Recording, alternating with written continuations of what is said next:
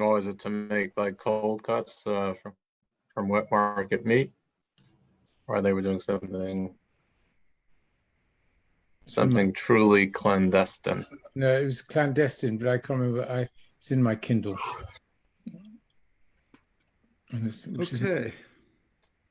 So I understand that there are 29 crowns to COVID.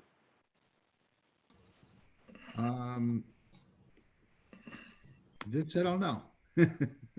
Honestly, Depends which mutation you're talking about. How do you work that one out, Harry? Harvey, how do you work that one out? It 29 depends on which symptom you're talking about. Probably. Where'd you work out 29 there? And I read somewhere, I forget where.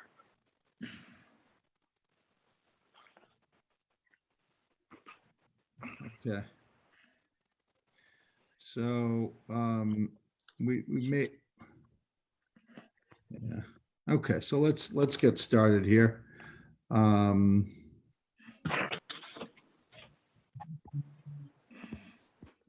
we did this page. You're right, because we talked about Jeroboam and the king of the north. That's why we started talking about the tribes. Yeah. Okay. Great.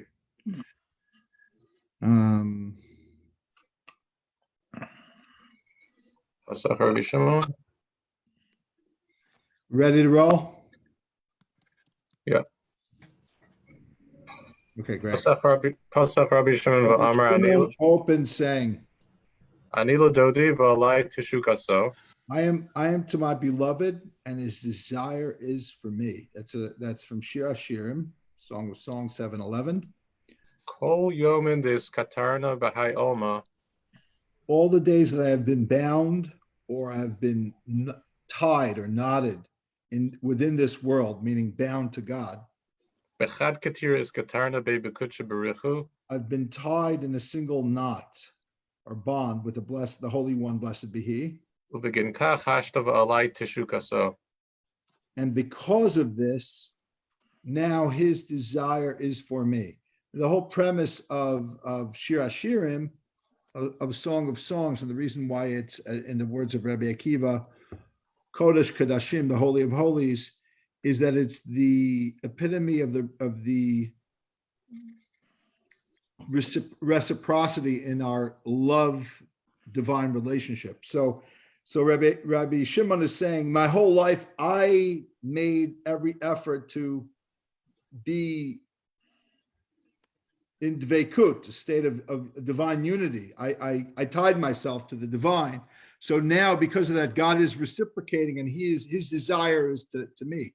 God wants me. Now, in my Talmud class on Sunday, I talked about this rabbinic idea, which is taking the biblical concept of Abraham and Moses arguing with God, which is the concept now that God is wanting and needing our relationship with him and our Torah, so to speak. The Rebbe, Ashrei, praise is the student who has a teacher who admits when the student is correct, even over the teacher. That's a line from Talmud 32 that I just taught in my Talmud class. That's why I know it, because I don't know Talmud by heart. I just know a little bit of the last page of Talmud I give it a class on. But that idea here is amplified in the Zohar as to say, God is really desirous to hear the words of Rabbi Shimon. He and his whole holy entourage. To hear, enjoy, Milan Satimin, concealed words and praise of the Atika Kadisha. Here he translates it as the Holy Ancient One. It also means Atik is the ancient and also removed and also crown, since we're talking about everything here today is going to be about this idea of Atika Kadisha as the most exalted, uplifted, and essentially the crown as the crown, the skull is the crown of the head, the corona, so to speak, of the body, the biological corona, and the metaphysical corona of the Keter, so to speak, which is connected to this holy ancient one, concealed of all Team concealed, of the Gostim Parish Vesparish Mikola below Parish.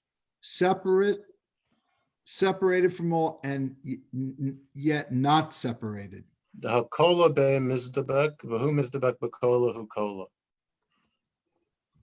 For all are joined to it, and it is joined to all.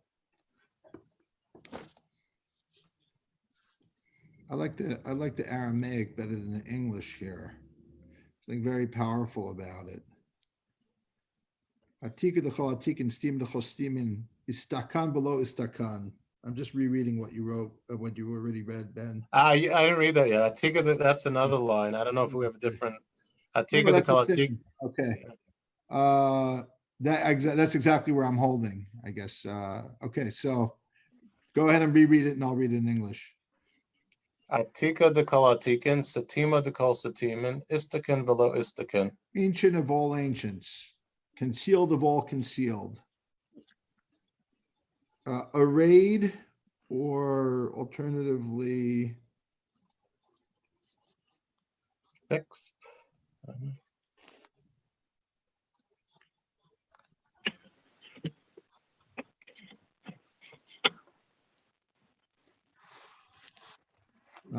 Parish Visparish Mikula. Yeah, it's a hard one to translate. The Matuk Midvash translates it a little bit differently. He translates it as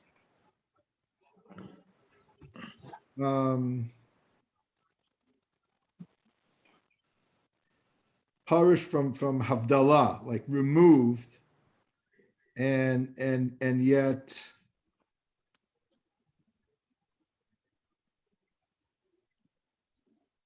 even removed within removed, like two levels of being removed and not removed. In other words, there's this concept, and later on we're going to use more philosophical words, and the word would be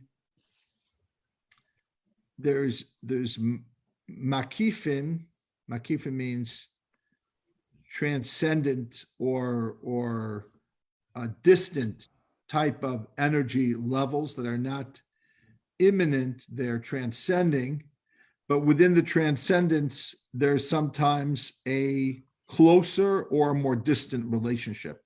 So here it's basically outlining it. It's distant, it's separated, removed and yet present, meaning the present isn't that it's totally imminent, but there's some element of it that becomes more within the revealed sense. So it's these three levels here. The hakula be misdabkin v'hu misdabak b'kula hu kula, which is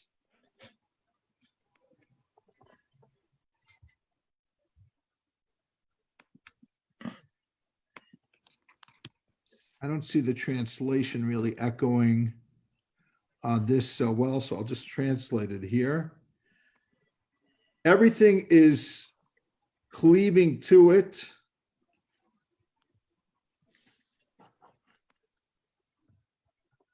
Or everything is cleaving to it, and a garment to it, and it cleaves to them and is embodied through them, meaning they are the bodies to it. Vahu kula, and it is all that there is. So,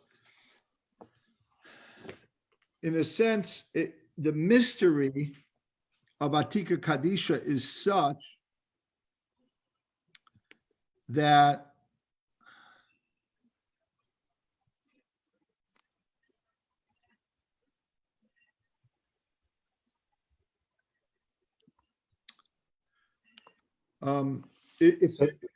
if you look at let's take a moment to look at the concept of Atika Kadisha by using using another word, keter. And understanding that Keter, the crown of a kingdom, is what gives the agent of the king his agency to be the ruler of the kingdom. Because before the king was a king, he was just a person, a citizen who had maybe some advanced ideas, some skills set of political theory, some ability to, maybe he was raised or she was raised within a royal or politically skilled family. Right now, even in America, we have this dynastic, the Clintons, the Bushes, maybe now even the Trumps. You have these like multi-generational families. I mean, we don't know yet what's going to happen with Clinton in terms of the future, but when the person in a family like a Bush or a Clinton that's not yet elected as the president, and then being elected, there's a huge difference. Because before they were a citizen that had a certain skill set and certain name brand and recognition, but now they have the power of the government of the United States. So it's a whole different ball game. So even though we don't have monarchies, but we have to substitute, we still have hierarchical structures in our society. So what you do is you substitute the word keter, crown, with executive. It's the same idea. The executive function, the executive branch, the executive decision making, and what we have going on, and this is what every lie has a lot of truth in it. So what's the conspiracy theories all about? Anyone? Root of it. Sum it up. Say it again. Are you able to hear me or no? We can hear you. Okay. So What I about- would say that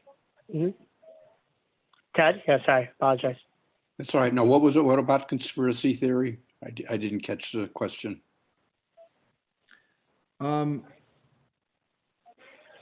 The question is, what's the root of the conspiracy theories? And there's not one answer, but there's one answer I'm looking for now to explain what keter is. To shift the focus on you onto someone else of what could have happened.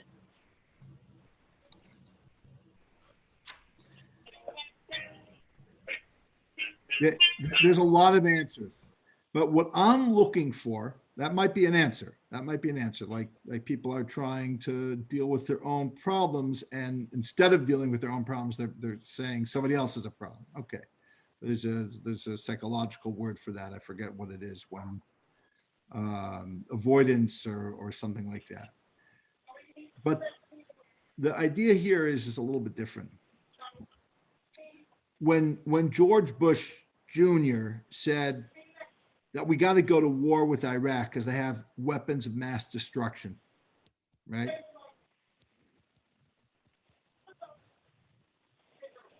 How much should he really know that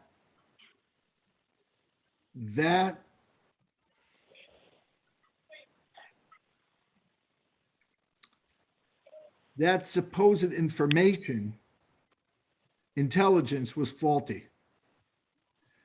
Did he willingly, with advice from his inner circle, decide that there was a reason to go to war that he couldn't tell us about? It could be the Rumsfeld, what is it, the 1%? It's a political scientist, Zev, please chime in here. We can add some insight here. It's the oil. What? It's the oil.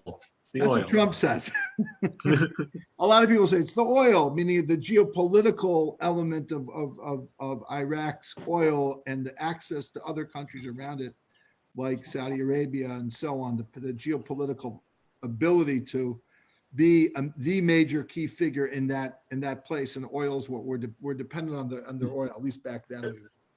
Or some more cynical thinkers would say it was a shoe-in for him to continue to be reelected. Nobody wants to elect a new president in the middle of a war or a war that just got started. There's a lot of cynical people. That might be right, by the way. What's the point of this? We don't know. We're just little people being played by major world figures who are doing something for a purpose. It may be an overall correct purpose. It may be very well. It may be to show the world that if you play around with the United States and even pretend that you might have weapons of mass destruction and you don't let us in, we'll bomb you back into the Stone Ages. A warning. And maybe that's good enough to keep the world a better place. At least, I'm not here to pass judgment because I don't know. I'm here to make another point. We don't know. So the answer to the question I asked is, why are people coming up with all these conspiracy theories? Is because they know that we don't know. So they fill in the blanks. Isn't that why we're learning Zohar? Yes, it is. Exactly. This is exactly what the Zohar is telling us. It's telling us that the crown is not known. Now go back and read this, right? Let's read this again. Separate from all, yet not separate. Meaning what? The agency of the power that is the executive branch, that is the COVID, is the crown, within a framework of sfirot or even government. That's after many degradation, so to speak. Now we're talking about Atika Kadisha, the Holy Ancient One, of the divine and the spiritual. But when we get into a political structure, it's separate yet not separate. Meaning, what's the power of the government? And people empathize with the leader. Even I used to have presidential respect. It didn't matter, Republican, Democrat. I just looked up. I was raised to revere the President of the United States of America. That's why it's not separate. It's relating. When you see a president comforting people in mourning, you feel they're the embodiment, so to speak, of the United States of America. But it's still separate. We're not really aware of what's behind the decision making. It could be just unadulterated desire to hold on to power or money, right? Or it could be truly for the sake of heaven and everything in between. We don't know. So that's separate. For all are joined to it, this is what the government has so much power. I realized that one day I walked into the police station with a little bag of food for a Shabbos meal for somebody who was being held because he didn't pay the taxi driver because it was Erev Shabbos and he didn't have his wallet on him. And it's a whole story. But I realized, and they were just following orders, the police. I realized that,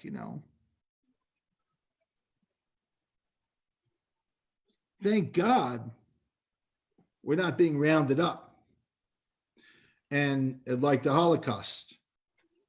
But anytime there's power and there isn't a balance of power, there isn't true justice, not laws like the Nuremberg laws that were anti-Semitic. It's so easy for a government to abuse its citizens. It's almost a natural thing. So joined could be joined for harm, or it could be joined for good. So Rabbi Nachman explains that all of this really ultimately is talking about tikkun hadin, hamtakat hagvurot, within malchut of the non-Jews. The manifestation of this Zohar right here, in the beginning sections of Likutei Maharan, Rabbi Nachman explains that the tikkun that we do is that there's a certain koach, there's a certain ability within the governmental structure that is not a Jewish structure. We're just guests in that environment.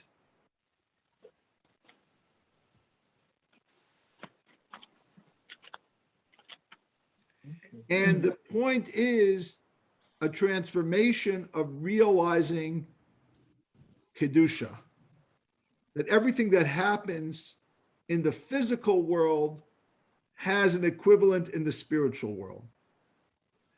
And we will get that when what we do has chen, when the things that the Torah and mitzvahs that we do has grace, charm. The words that we say and who we are united. Okay, well, let's leave that alone for now. Let's go back to this crown thing. Now let's go further into this, because on the one hand, Malchut, kingship, is like every other sephirah. It's hierarchical. There's a structure. There's both a hierarchy and there's also a reciprocity.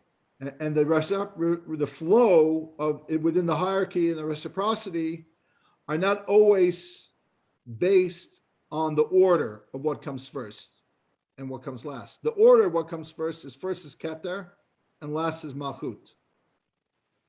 Right? So Malchut, by the way, is the people. Ein melech below am. The melech isn't Malchut here. The melech is the keter, is the crown in this structure. The am, the people, are what, but there's no king without a crown.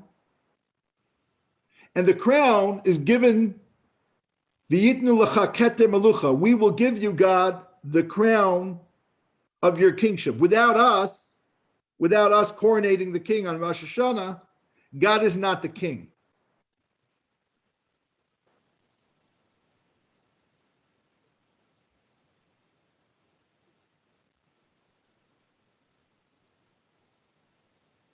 That means it's reciprocal. Yeah, it means reciprocal, but it's even more than reciprocal. It means we are more powerful than the king, and the king is more powerful than us. Because we elect the king. But once we elect the king, he's the king. He's more powerful than any other person. But if we were to say, you know what, we don't want you anymore. We're voting for the other guy. So then we give up who the king is to another king.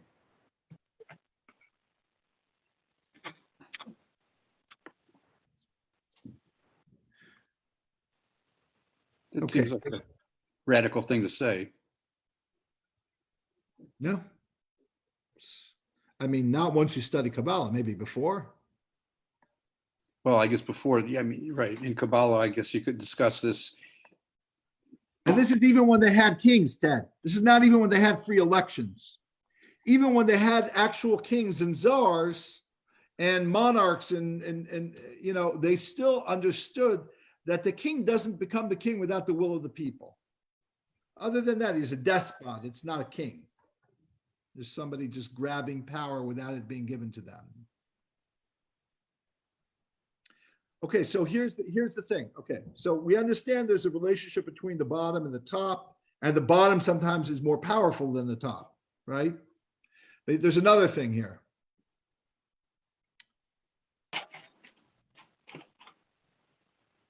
the relationship, the top-down relationship. Let's assume Keter is on the top. You elect the king, you anoint the king is the king, we are the people. You have to follow the rules, otherwise there are rules and regulations and consequences and so on and so forth. It's a federal penitentiary, you don't want to go there. Okay.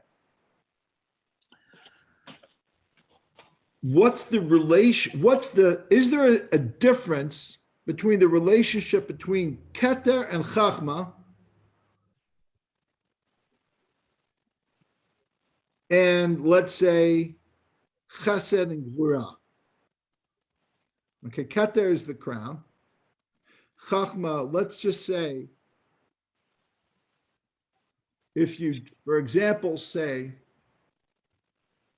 let's take the United States of America. I'm making up this analogy on the spot, so it's not going to be exactly a perfect analogy.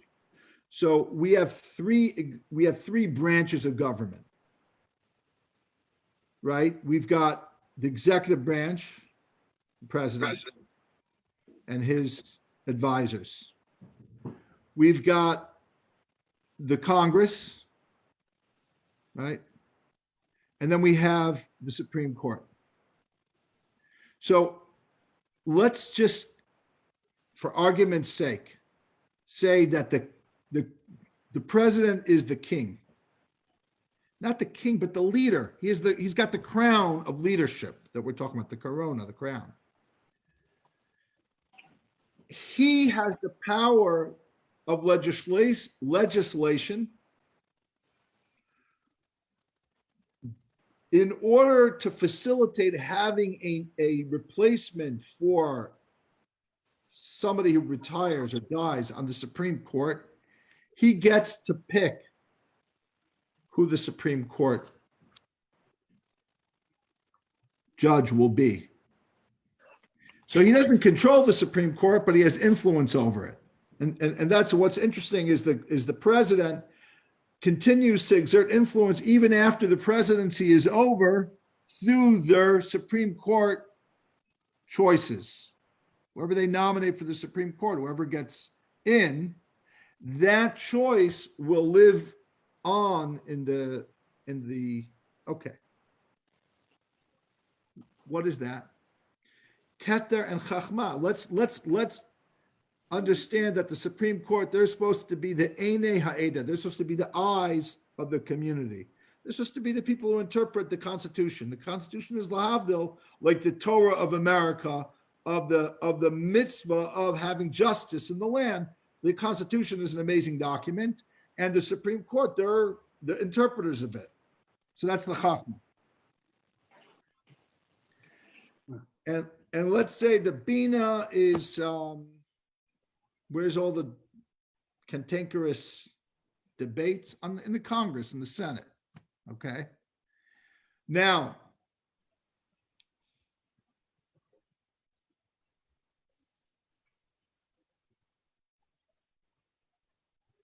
and let's say the Chesed and the Gvura and the Tiferet are different federal and state agencies, right?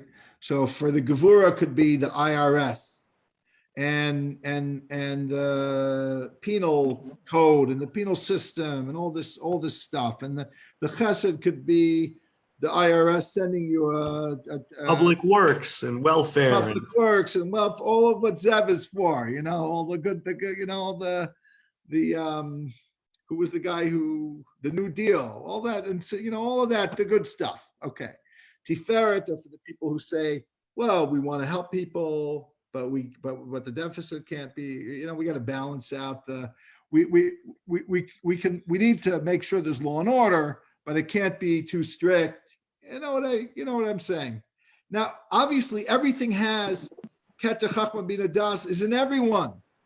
Everyone, elected and unelected people, have all these midot. But we're trying to give this, it's a mushal, it's an imperfect mushal. Don't worry that it doesn't work perfectly. It doesn't have to. So now what we're going to go through here is the following. What's the relationship between Keter and everything else?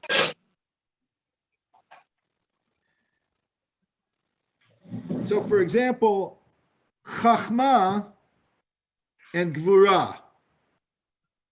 Chachma and Gvura in our analogy. The Supreme Court says that it's illegal to discriminate based on sexual orientation. A business can't deny a service to a gay couple getting married. You have to bake them a wedding cake. Did they ever decide on that, Zev? Did that go to the Supreme Court? Yeah, they decided you have to bake them the wedding cake. Okay, so I must have read it. My memory is so bad. Yes, you can tell. Like he sent me an email, like remind me. So I read stuff. I forget. I forget a lot. Okay, fine. So now comes down to a local level, and it comes up, and it needs to be implemented. So that business is going to be fined according to whatever it is that was initiated. Actually, the Supreme Court didn't initiate it. They responded. And then they set down the rule. There's no one to appeal to anymore. The Supreme Court is the highest court of the land. And now it's up to the state and local, whatever government, and whether it's a federal judge now or whatever it is, to locally arbitrate between not arbitrate, to rule in the favor of this gay couple, get them their compensation for the whatever agmas nefesh of not getting their wedding cake. Okay.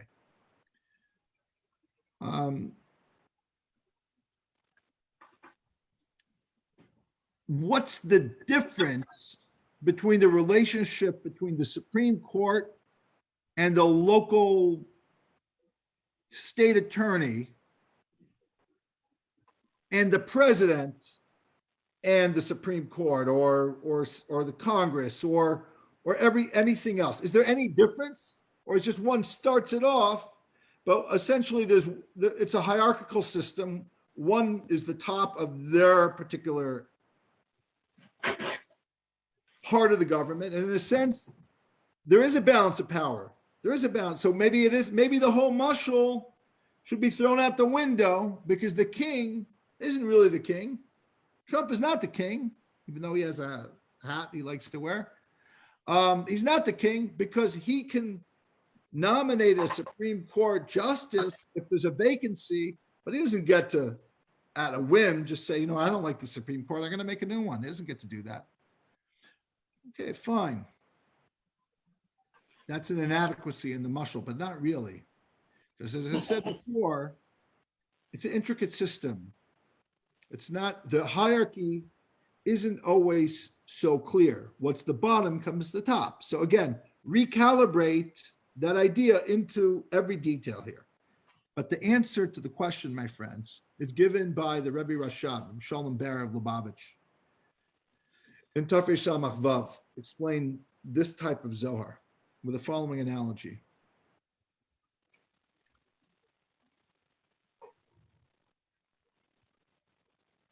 The difference between the executive branch, the crown, the keter, the king, the president, and the other levels, the Supreme Court and the gvura, so to speak, of the justice system on a local level, is the following.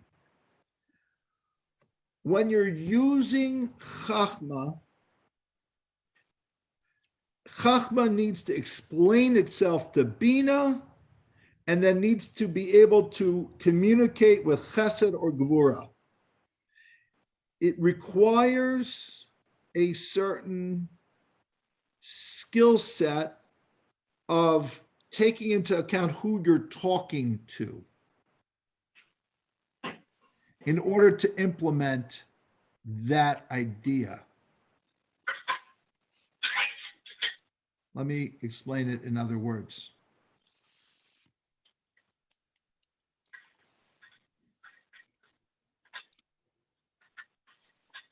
If somebody asks me as a rabbi, they think I understand something, and I may understand certain things, and there's certainly most things I don't understand. I don't know insight into most things. I'm always humored when people call me about medical advice.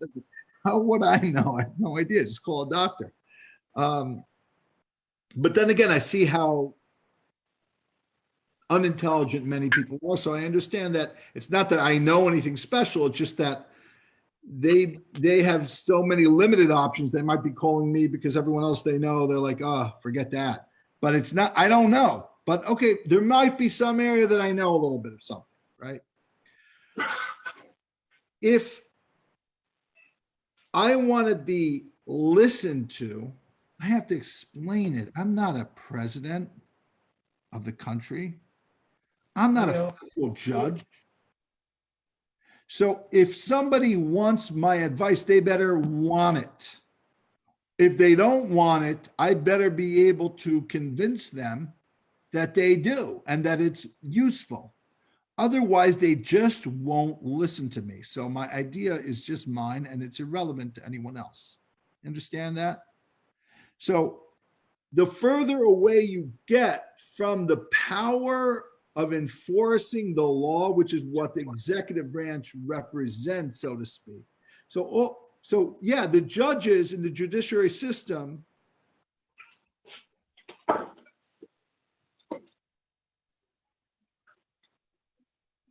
the gvura isn't just the act. The gvura is not the act of all actions come through malchut.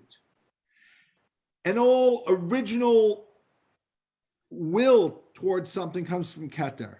But in the middle is the gevura, is the side of the people who want justice. They want vengeance, even as the bad side of gevura.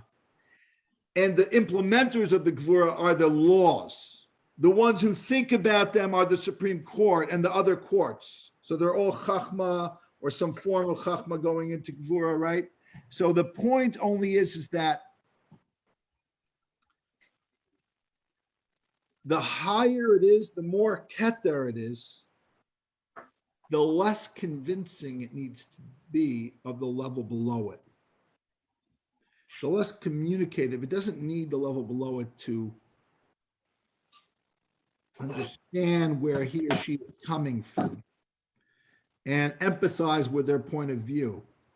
Because the power of keter is a secret. What does it mean, secret?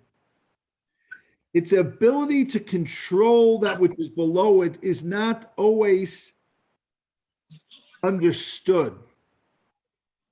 It's a mechanic that works best in a way that cannot be understood always and doesn't need to be, and the flip side of it is because it doesn't need to be explained for the implementation to take place.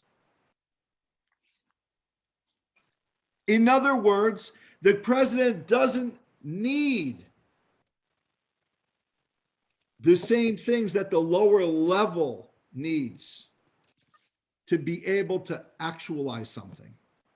There's something about there's certain power invested in the crown, that the crown gets to say what it says, to have an executive law, so to speak, and that law will just, so the other levels will have no choice but to put it into effect. Again, we don't really have that in this country. I got it. We have checks and balances. The government, the federal government can't overstep into the state government. And that's obviously right now we're seeing that power tested. Is that what you're saying? And put it in judicial terms, right? What turns something from an opinion into a holding? Like I have an opinion that abortion should be legal or illegal, but if the judiciary, the Supreme Court, arrives at an opinion on that, it turns into what's called in judicial terms a holding, which basically means by fiat of the government empowering the judiciary with judicial powers with respect to legal opinions, it converts it into a holding. In presidential terms, it's that a president has an opinion that we should deregulate lots of regulations because of COVID-19. But that's just an opinion. I have maybe the same opinion, but he can convert that into a holding or what's called an executive order. Correct. Thank you, Ben. Yes, that would be the answer. So the truth is, even within the judiciary, there is also keter within the judiciary. But I'm avoiding just subscribing them with that element of keter, because, like I said, everyone has keter and everyone has chachma. It's just what's their primary function. But yes, once a idea becomes a law, there's a lot of people with good ideas, but until they argue it before the Supreme Court, and the Supreme Court says, yeah, we're gonna, yeah, that, yeah, you have the majority, is, you won the case. It goes from an idea to a holding. It goes, and so the president, I don't just mean the presidential tweets. I mean the president's ability to create a federal law that changes, deregulates something, let's say, in today's environment. So while the Supreme Court doesn't have the right to rule on something that didn't come before it, if there wasn't, the Supreme Court doesn't get to decide what it can decide what cases it wants to hear, but it doesn't get to decide that it wants to make a ruling about something that wasn't put before them. They can only respond. The president can go top down. So in that sense, it's more keter, as opposed to think of the Supreme Court like a rabbi. You ask the Beit Din, and they answer the question. You don't like it, you appeal it to higher Beit Din. It can go all the way to the Supreme Court, but it has to go through that whole process. It doesn't just start top down. Then once it comes before the Supreme Court, then it is top down, but it doesn't start as top down. The president's top down l'chachila, except for being elected. Then it's bottom up. Again, and we already covered that. Okay, so now let's with that look at this. Let's keep reading the text now. You ready, Ben? Yeah. Are you up to Atika de Kol Atikin or past the line past that? We are up to Kat Istakin? Because I think we had a little bit of a backwards and forwards here. Atika de Kol Atikin, Stephen de Kol yeah, that's Stephen. what we're up to. Okay. Yeah, we did that already. Actually, we're up Okay, to so Kadistikon. Kat Istakan Apik Tisha Nahoran, the Yeah. Latin Minay Mitikunoi. Yeah, when it is arrayed, or Danny Matt will for the word istakan, he's going to give us like 8 translations: arranged, adorned, equipped, enhanced, configured, perfected. Okay, so when it is any one of those things and not arrayed, meaning we're talking, istakan usually means tikkun, either perfected or corrected. So it's istakan below istakan. Again, everything is, it is and it isn't here. That's the whole mystery. The whole thing is, it's everywhere and nowhere. Okay.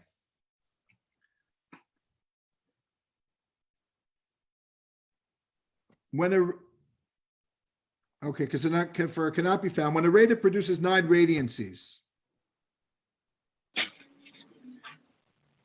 flashing from it and from its tikkun. The Inun Nahoran Minay Misnaran Umislahatan. Wow, I love that language.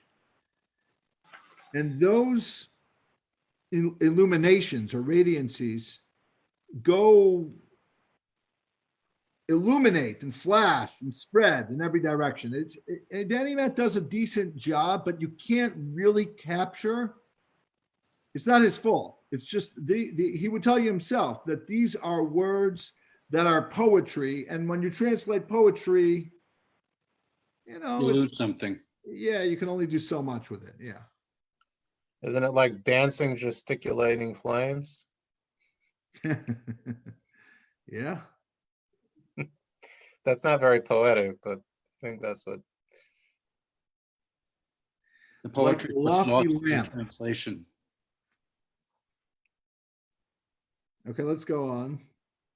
Well, it's almost like they're dancing, but they're giving themselves also a life to like their self-invigorating dancing flashes. So Yeah. they're mislahatan. V'azon mispashtem l'chol ivor. And they're going and illuminating, or like he translates it, from which lights spread in every direction. Kibutzina de ispashten mine nahorin l'chol ivar.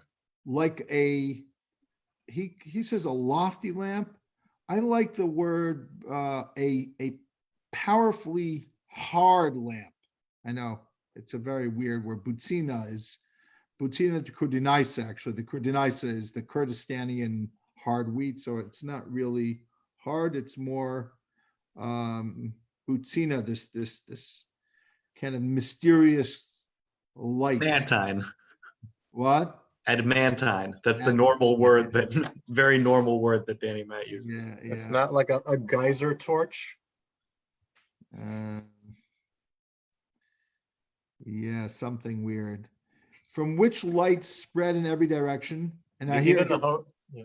go on. The ina nahorin the mispashten kad yikrubun lamindalon lo shchiach el butzina bil chodai.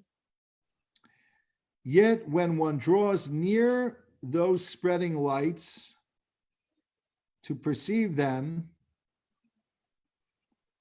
nothing can be found but the lamp alone. Oh, well, let's stop for a moment here.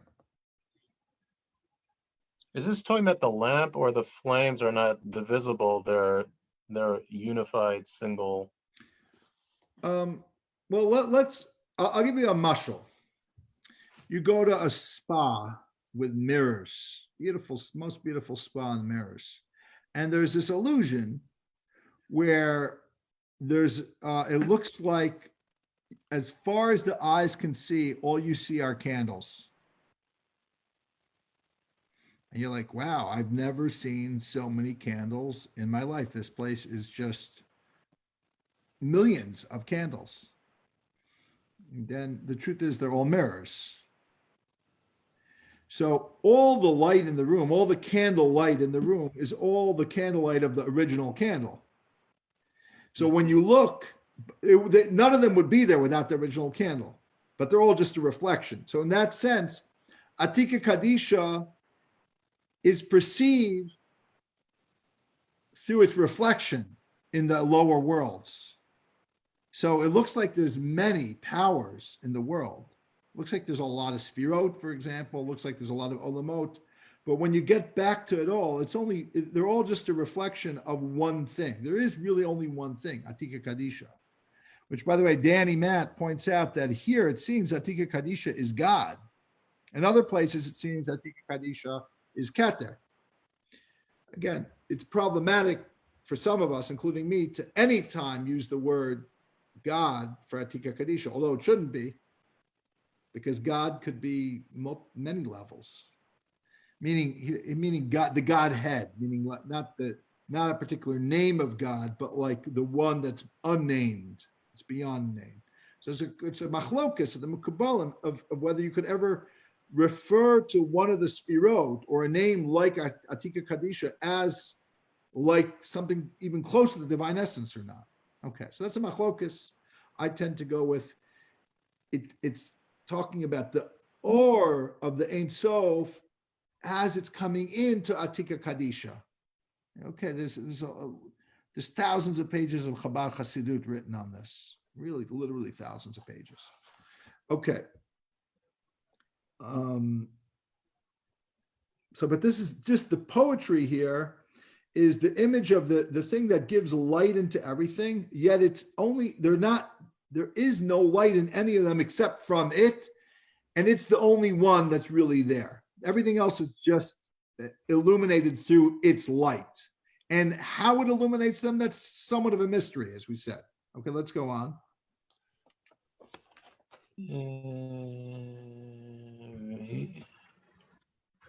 Kachu Atika Kadisha, Butsina Ilah Sitima de Kol Sitimin. So is the Holy Ancient One, the supernal lamp, concealed of all concealed.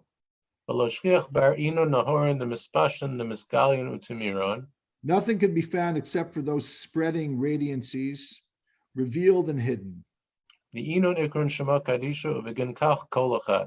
They are called the holy name, and therefore all is one. Okay, why don't we read 18 and 19, Sav? Note 18 says, on I am my beloveds, Rabbi Shimon has been intimate with the Blessed Holy One his whole life, and now he desires to hear Rabbi Shimon's words. On the verse in Song of Songs, see Idra Rabbah. At the mention of the Holy Ancient One, Rabbi Shimon immediately begins to describe the indescribable realm. It is separate from all things, yet linked to each one. It took on form to generate existence, yet although manifested, it cannot be found. The term the Holy Ancient One often refers to Keter, but in Itra Zuta includes both Ein Sof and Keter. See Shalom on that. In the following, I alternate between the pronouns it and he when referring to the Holy Ancient One, depending on the context. And then 19 is on when a radiant produces 9 radiancies. The Holy Ancient One generates 9 lights, the essences or origins of the 9 lower spheres. These convey aspects of divinity serving as its name. Yet, although the lights seem to be distinct rays, ultimately they have no existence independent of their source, which cannot be grasped on its own. Their apparent separateness is an optical illusion. On the 9 lights, see elsewhere in Zohar. On the parable of the lamp, see below. So we'll get there.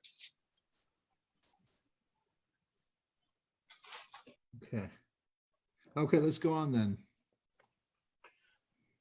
Umada Amri Chavrana B'Sifrei Kadmoi, the Inun Dargan Disbrio.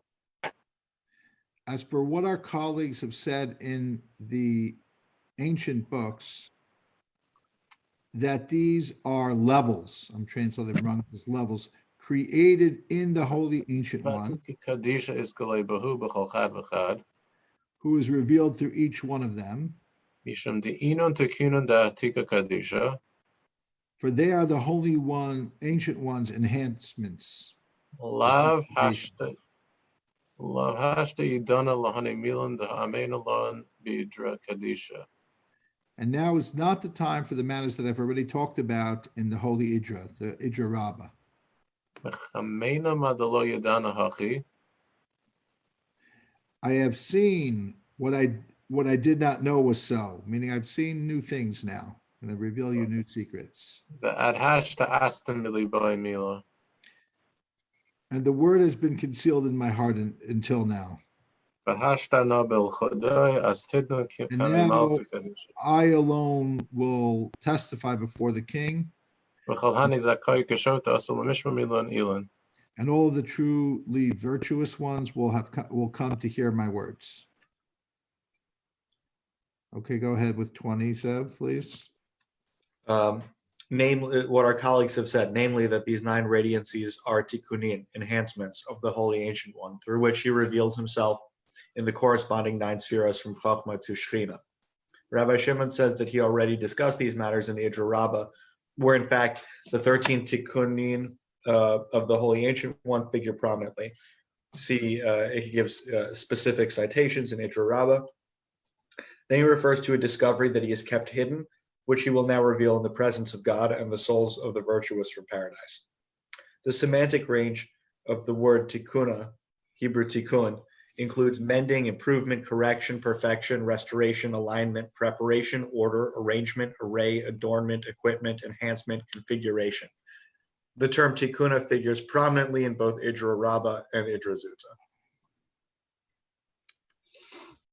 Okay, the next page, thank you, Zev, is very hard to understand, so don't try. We'll understand a little bit about it through hopefully the notes, and maybe I'll explain it a little bit. Let's read it as poetry, something that I've never done, like dropped acid, that you probably need to do something like that to that makes, of course, I'm seeing it right now. But short of that, it's going to be like, what the hell is this? So just bear with us. We'll read it, and then I'll try to we'll read the notes and then explain it, or explain it and then read the notes as best as I can for now. Okay, ready? Are you ready, Ben? Yep. Although I feel like you've had a boring quarantine without the acid, but whatever. I hear you. It's much harder to get there naturally. I'm only on coffee. I don't even have wine anymore. It's like it's messing with my sleep. So Golgalta de Resha Chivara. the white skull of the head Lav be Shirusa Visiyama.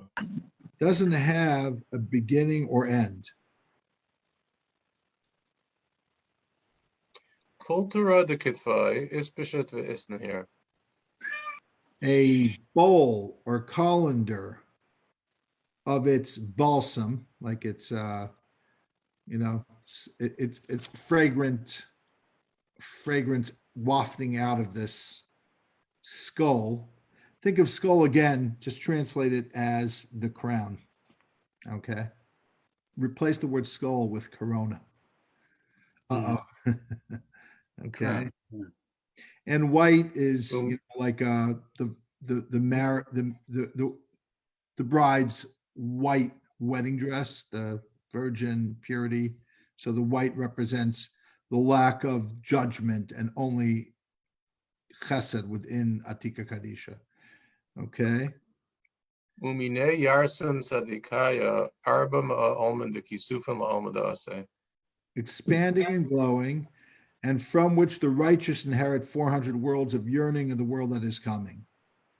May high culture de Kitfa, From this colander of balsam, de Golgalta Chivara, which is the white skull, not of Tala Kalyoma, La Huz the Er dew Anpen. drops every day to that of Zer Anpin, Asar de Iskare Shamayim. to the place called heaven. Ubezaminin Messiah Achia Lazim da Ase. Thereby, the dead will be revived in the future with this dew. Echsivi. Viyitan Lacha Kem Mitala Shamayim. As the verse says, may God give you from the dew of heaven. It's Genesis 27:28. Vismalia Reshe.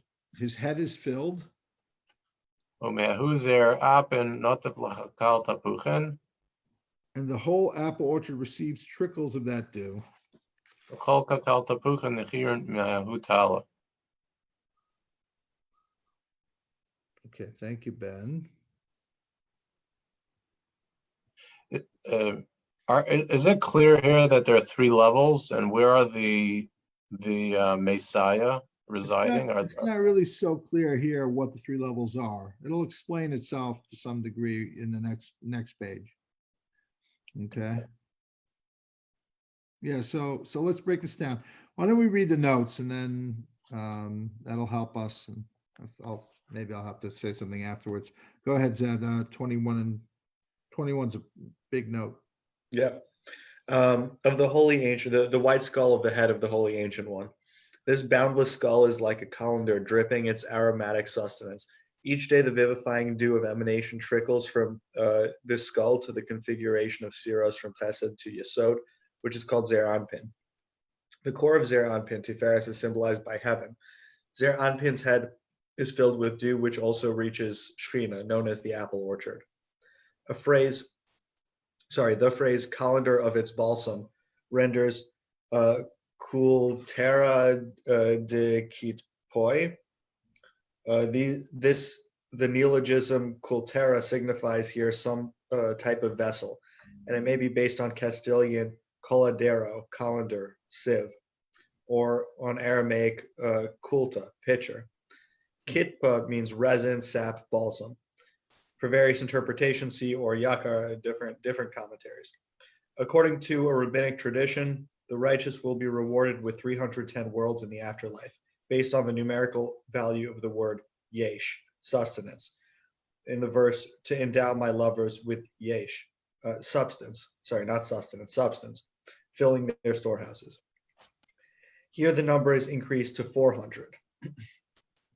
The motif of dew reviving the dead apparently appears in Pirkei de Rabbi Eliezer. Rabbi Yehuda said, in the time to come, the Blessed Holy One will bring down a dew of revival, reviving the dead. Rabbi Tanchum said, from where does it descend? From the head of the Holy One. In the time to come, he will shake the hair of his head and bring down a dew of revival, reviving the dead. As it is said, I was asleep and my heart was awake, for my head is filled with dew. On emanation as dew, and on Shekhinah as the apple orchard, see above. On dew dripping from the Holy Ancient One to Zer Anpin to Shekhinah, see Idra Rabbah, elsewhere in Idra Zuta. The full verse in Genesis reads, "May God give you the dew of heaven and the fat of the earth, abundance of grain and new wine." The term Zer Anpin means short-tempered, irascible, impatient, taking a short time for one's nostrils to flare, deriving from Proverbs 14:17. The contrasting term Arech Anpin means slow to anger, long-suffering, forbearing, patient, taking a long time for one's nostrils to flare, deriving from Exodus 34:6. In the Zohar, the term Arech Anpin is applied to the highest spherotic configuration corresponding to Keser, and is characterized by pure compassion.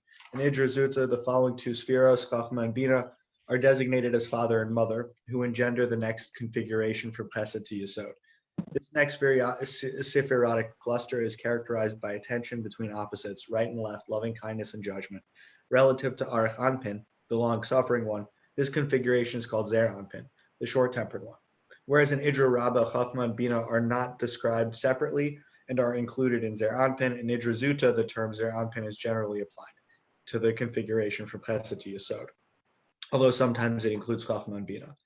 The terms Arech Anpin and Zer Anpin are sometimes understood respectively as the larger vast countenance and the small countenance. On Arech Anpin and Zer Anpin, see also Tishbi, Adel, and so on and so forth.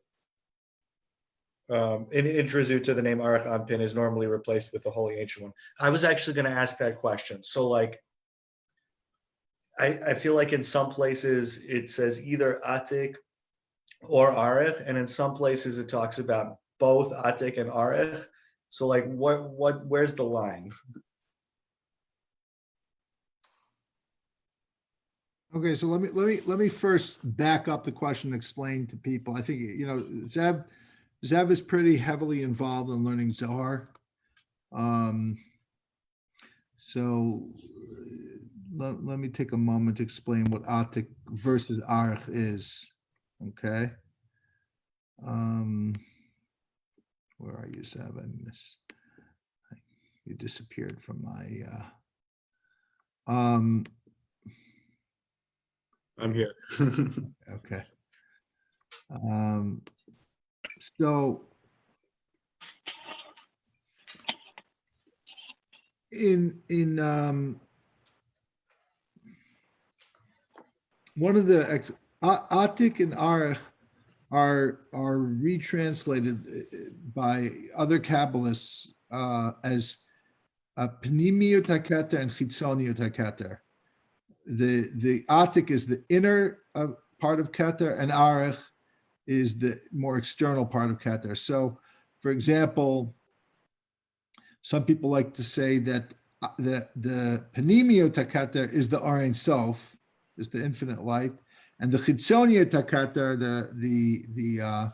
the externality, so to speak, of Keter, is the Or Ein Sof already, the Malchut, so to speak. It's already passed through into La'achat Tzimtzum, perhaps the post-Tzimtzum. In other words, perhaps the Tzimtzum could even have taken place. There's a big question of when the Tzimtzum took place. So based on this reading, you could arguably say that the fact that Atik is the highest to lowest range of Atik is probably in Idra Zuta, because sometimes Atik here refers to the Ein Sof, and sometimes Atik refers to Arech, and Atik and Arech are very much within the context of going into Zeir Anpin. So, and then it's going to break it down. So it's almost like when you're talking about categorizations, sometimes you use the klal and sometimes the prat. Sometimes you use the big general principle that includes lots of small parts into it. And then when you get into the small parts, then the same thing that had a generic general name is now actually only a particular part of that overall, like it, something like Atik within the confines of this section of Idra Zuta both has it's a general bigger principle and also a very specific principle. I don't know if that's explaining it to you. But that's generally what Atik and Arach is. Atik is the Pnimiyut HaKeter and Arach is the Chitzoniyut HaKeter. There's a whole big question. What does that really mean? Like, let's say in a person, is it that some people want to say that there's a debate about it. Is the Pnimiyut HaKeter the Tainug of the Keter, or is it the Ratzon of the Keter? That's a debate, a discussion. Which one is it? Is the Ratzon the Chitzoniyut or the Pnimiyut? Or is the Tainug the Ratzon of the Pnimiyut? Because it's interesting, because psychologically, there are two psychological impulses that we associate with Keter. One is Ratzon and one is Ta'anug. Ratzon means will, Ta'anug means pleasure. Okay, so let's go back to this because you see, we have to explain. People have to understand what's the word skull, right? So the skull of the head simply means the higher point of the highest part of the head. It means the crown. Okay, but it also means there's a paradoxical element of a crown. Because if you look at power, it encompasses wisdom, but it's also it's stupid, meaning the will to power is a drive that certain intelligent people want to avoid. Like, what do I need it for, right? You want to live and let live. You don't necessarily want the power and the responsibility that goes with it because you would want to administrate it properly. But somebody who just wants the power and doesn't have the true scruples, so to speak, they may be driven to get to power with illicit means. And keep that power with illicit ways and implement their power in unjust manifestations. And I don't want to get into the details, but it's very easy for people to create kind of like models of how to get what they want. Like a bar of, I'm going to get X to do Y for me that'll get me to A and whatever it is, right? So in that sense, the keter, the crown, is higher than the chachma, because the chachma then has to bend to it. Just like it's two different qualities.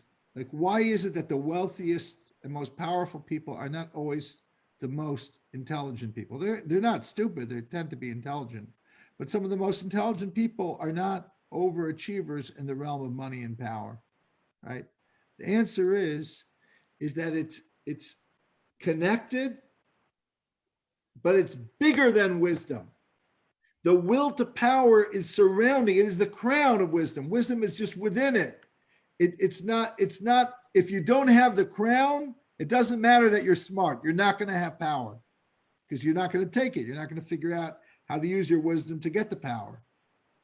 Okay, so that's the first thing. However, we're not talking about evil, corrupted power. We're talking about the white skull. I know skull is scary. Replace it with crown. The crown of the head, the skull, meaning the place that the forehead and the top of the head is what represents the will of a person, okay? Where you'd put the crown, okay? So white, because it's pure still. It's not adulterated, it's not corrupted. It has no beginning nor end. It has no beginning because, like Danny Matt said, here, it could even mean Ein Sof. Ein Sof is no beginning. It has no end because it doesn't ever stop. That could mean two things. It could mean sephirotically, it just keeps going. It doesn't have like, okay, and that answers the question. Why Atika Kadisha here could be everything. Could be Ein Sof and all the Sefirot. and all the olamot, because it doesn't have any beginning or end. A calendar of its balsam, expanding and glowing. Okay, a calendar is, you want to know how it works? I'm going to give you spherotic conceptualizations based on the Ari. You have different types of membranes. This is in the Zohar also. You have a membrane is a part of the body that holds in an organ, okay? The internal organs are held together by these membranes so they don't ooze into one another. And the brain also has a membrane. You have different levels of membranes. Then some membranes are such that they allow for something to pass through it in a safe way. What's that? A colander. A colander allows you to retain what you, let's say you have like, I used to, when I was younger, my parents had this colander that would spin. It had two things in it, right? It had a bowl and a colander within the bowl that would, you'd put the wet lettuce and spin it, and then the water from the lettuce would go into the bottom of the external bowl. What does that mean? It's holding on to what it needs to hold on to and letting go of what it needs to let go of. So here we have balsam. Balsam is a smell, is an aromatic thing, or aromatic thing. So what that represents is the highest of the senses is smell. So what it's saying is there's this ability in Atika Kadisha to open up just enough to allow out an aroma, meaning it exerts an influence, but it's just what it needs to give out, not any more, not any less. Expanding and glowing. It's really a light, and it's expanding. It's not, it doesn't end. It's not a point of light. It's not a ray of light. It's much more than that. It's the whole, all the olamot, from which the righteous inherit 400 worlds of yearning in the world that is coming. Okay, it's connected to Olam Haba. It's a spiritual reality. From this calendar of balsam, which is the white skull, drips dew every day to Zeir Anpin, to the place called heaven.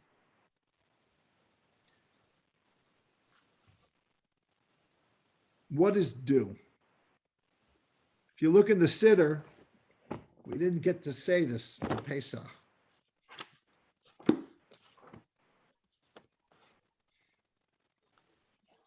The Siddur has,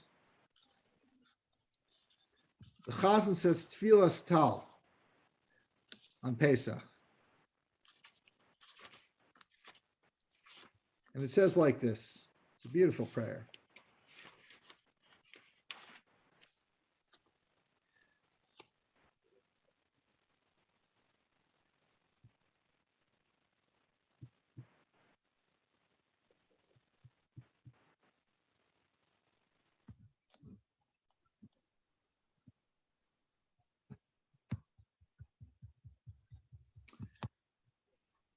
Jehoma Hadom Rishisik Sufim V'chol Naot Dasha Lo Nechsafim Tal Zichrot Gvurot Mosifim Chakuk Begishat Musafim Tal Hachiot Bo Nekuke Seifim.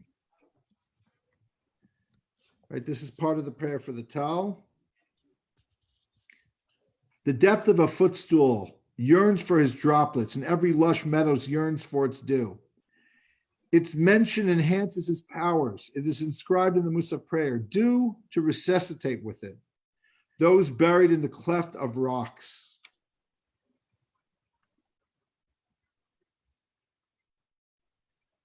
I'm skipping a little bit. With abundant grain and wine, may you strengthen us, establish the city containing your delight, bital, with dew.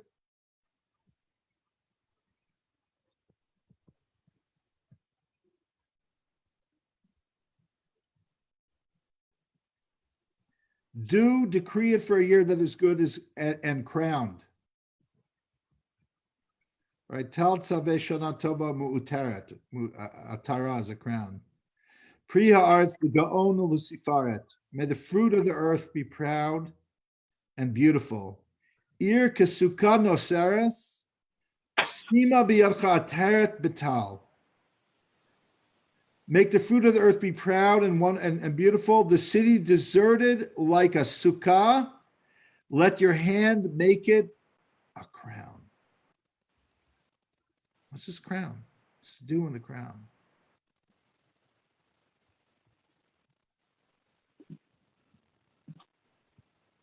It gets better. It's just a beautiful prayer. If you happen to have the Art Scroll Sfard, it's on 748, 750.